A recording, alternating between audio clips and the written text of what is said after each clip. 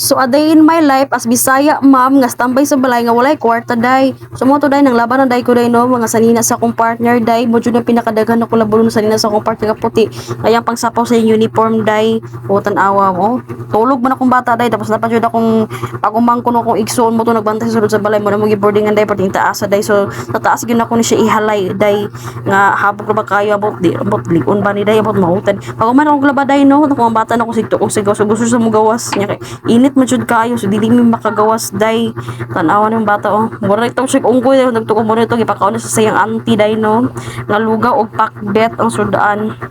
maring auntie niya oh sig story na minaw ra puto ng bata day bro ko unggoy grabe so loit ang ginibataan ni 1 year old na day ni siya day no medyo nagniwang siya day kay nangipon man siya so ay mo pagkalimot pag-subscribe sa akong channel sa mo rin to day no nakaon na din siya hotdog pagkahapon din napalit na akong sinugba nga isda